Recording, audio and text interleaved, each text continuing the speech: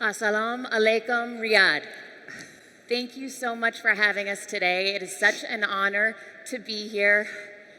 As a US citizen and my first time in Saudi Arabia, I'm so grateful for this opportunity to be here. And to be here with such two incredible women, as I'm sure you're so equally as excited as I am today. So first of all, I just wanted to say, Her Royal Highness Princess Lamia bint Majeed Al Saud, thank you so much for being here today. Pleasure. And Her Highness Princess Jawaher Al Saud, thank you so much for being here today. Thank you so much for having us. I want to take a moment to acknowledge something very exciting that happened in the last week. I'd like to congratulate Her Royal Highness Princess Lamia for launching at Live the first public AI reporter from deforestation. Can you tell us a little bit about this? Thank you very much for having me today. Well, it's an AI tool we just launched in the Web Summit in Qatar.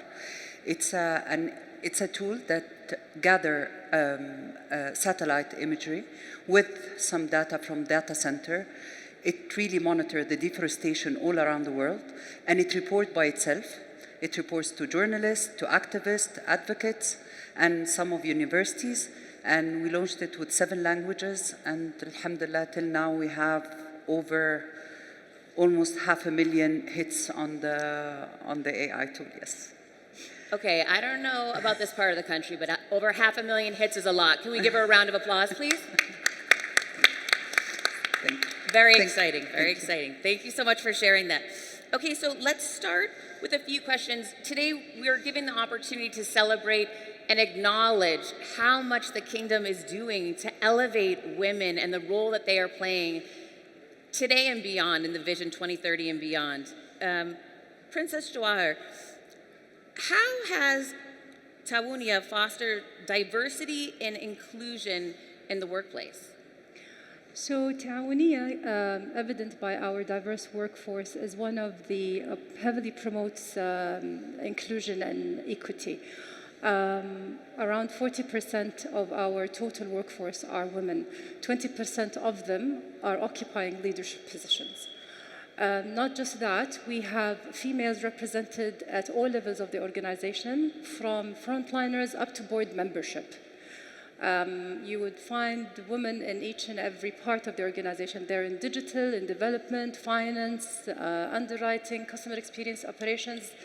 There's a large percentage of equity within Tawunia. It's incredible. Where is the passion or interest coming from in women? Has this always been here? Well, essentially, yes, but also with the very ambitious vision of 2030, Tawunia plays a great role in supporting this vision, and women empowerment is a major social reform as part of this vision, and Tawunia, being the largest company, insurance company in the MENA region, is in great support of that as well.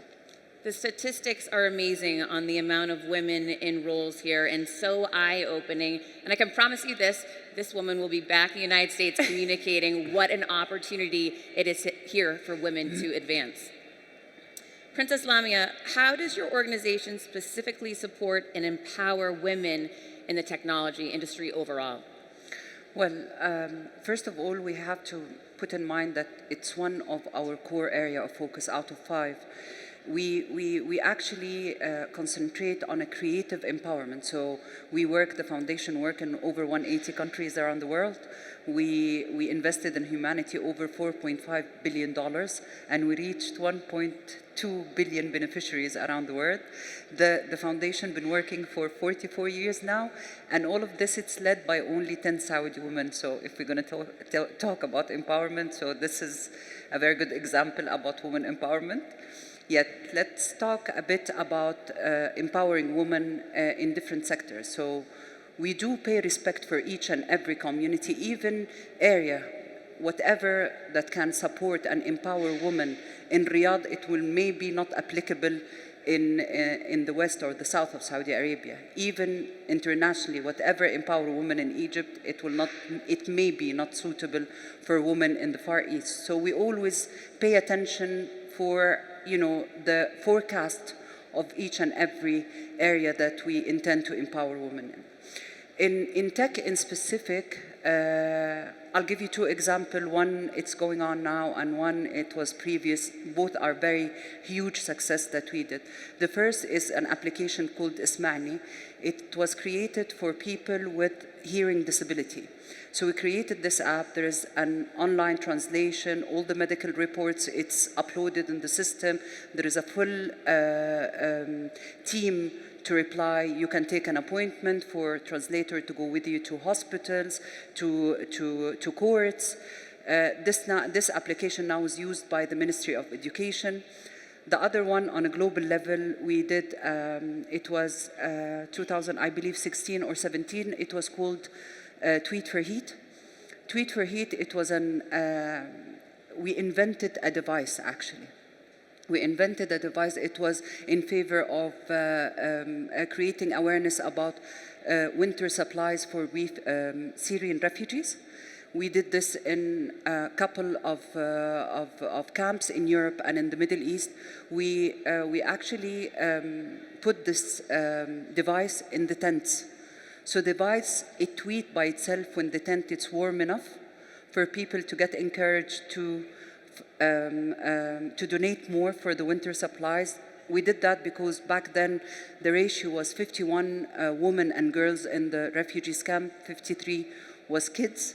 So we actually gathered more than almost $1.2 million for the winter supplies.